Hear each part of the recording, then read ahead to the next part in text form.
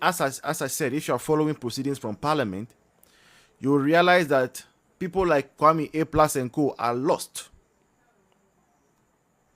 Lovistic said we have committed to your communication. Thank you. You're right. Right? People like Kwame A plus are completely lost in Parliament. You don't even hear from them. They don't even make arguments. You don't see them participating. You don't see him participating in even debate. All he does is that he will go and sit down, sleep, wake up, and be there and say, yeah, yeah.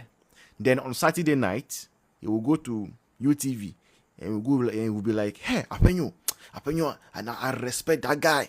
Hey, Apenyo. That's all A plus is doing.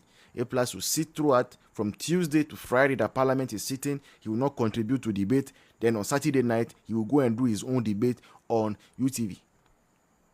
And sometimes when you look at the kind of input that Honorable Patrick Boama brings to conversations, you cannot help but think that, is this the man that Sadiq wanted to come and replace in Parliament?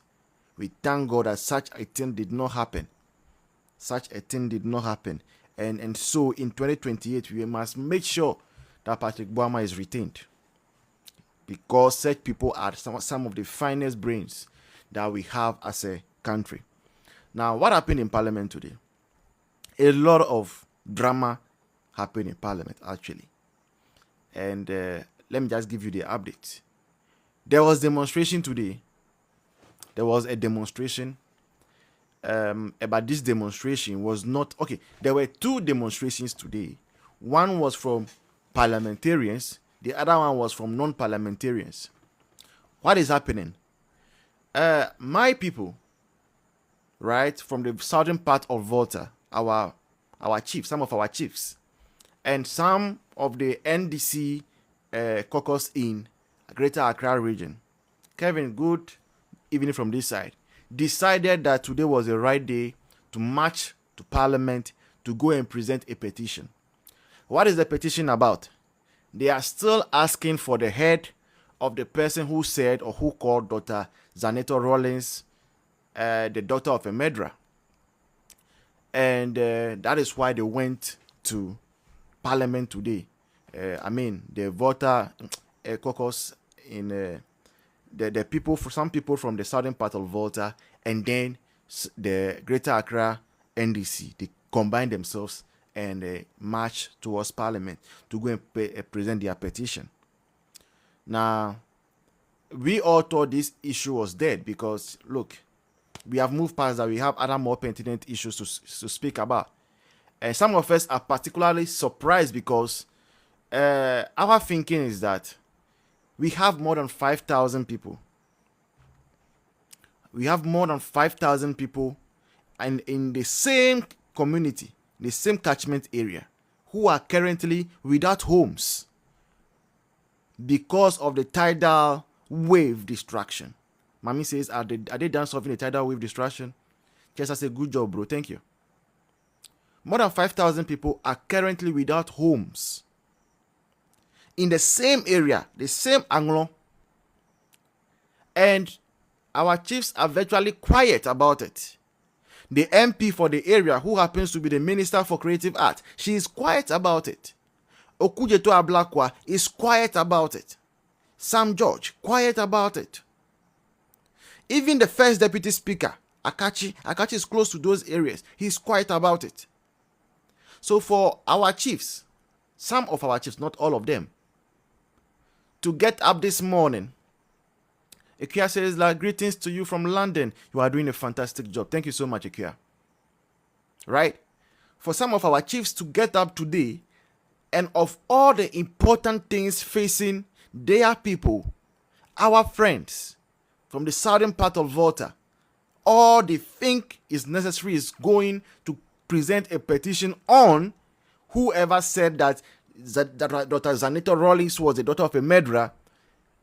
Some of us think is most unfortunate, and I don't know why sometimes I feel disgraced by some of these happenings. We all saw when Akufo-Addo was in power. If it were to be Akufo-Addo in power or MPP in power, and there is a tidal wave that has ransacked more than 200 homes, that entire communities are on the verge of disappearing, main roads have entered into the sea, communities have been cut off. There are some places that the light is gone off completely. If there to be a Akufo-Addo or MPP that were to be in power, and such a thing were happening in Volta region, you will have heard the kind of commentaries and unthinkable and unfathomable commentaries would have been coming from our people towards the government. But unfortunately, because it is NDC that is in power, even the loud silence of the government shows the people are not talking, because they know that is their own government. Okay, so that is the unfortunate thing that is happening. So they went to present their petition today. The Speaker of Parliament again said the investigation was ongoing, and the minority drew the attention of the Speaker to the fact that there are two outstanding issues. Number one, MFR Hardcastle came to the floor to Parliament, and she came to disrespect the minority chief whip. That issue is still outstanding. Number two, Muntala is the one who caused all this confusion. Muntala referred to JB Dankwa as a CIA agent and as a traitor. And the minority side reminded the Speaker that if you are calling for equity, then it must be with a clean hand. So for the Speaker to accept such a petition, then he must, in the same vein, fast track the apology from MFR Hardcastle. He must also ensure that Muntala is held accountable equally. So that was the first thing that happened in Parliament today. Now, okay, let me block this guy and then we continue. I think our moderators are not yet in, so let me block. Okay, thank you. Now, the second thing that also happened in Parliament today is that there was a demonstration from the minority side, the mighty minority side. And that is where I started actually giving you updates on. So I'm sure many of you have come across a video on this platform. This is one of the first platforms to even break the news. When I came, I realized some of the platforms where people were live and they were discussing their own things, and I had to draw their attention. Look, something's happening in Parliament. What is the issue? I will explain it to you. There is supposed to be a debate. Okay? And this debate is all about the economy. State of the Nation address has been presented. Parliamentarians are supposed to debate it. Now, the first thing is that, strangely, our friends in the NDC have been delaying the debate. You know, Parliament, as it is a majority side that will bring the business of the day. So, some way, somehow, the majority thinks that debating over the State of the Nation address is not important. And the minority side instead is the one pushing for the debate to come on. So it came to the point where they had no other choice than to accept to go ahead with the debate. Now, this is where the confusion started. When it was time for the debate to start, then the majority side, which is the NDC side in Parliament, said that they want to have more people speaking than the MPP side. Then Apenyo Makin was like, what is happening? This has never happened before. What is known is that in any debate on the floor of Parliament, it is equal numbers from both sides.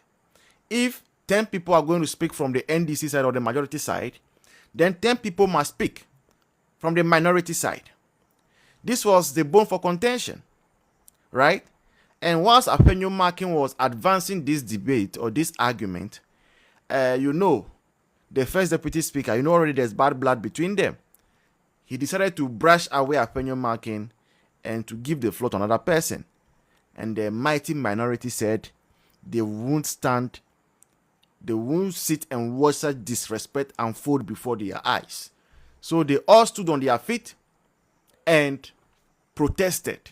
God being so good, they won the protest and got to the place where equal numbers were allowed to partake in the debate.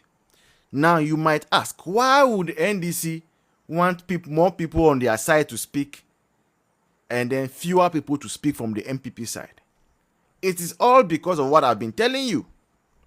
I've been telling you that Brofonti NDC is in opposition in parliament. They have seen clearly that they are being bullied by the mighty minority because they can barely advance their arguments in English.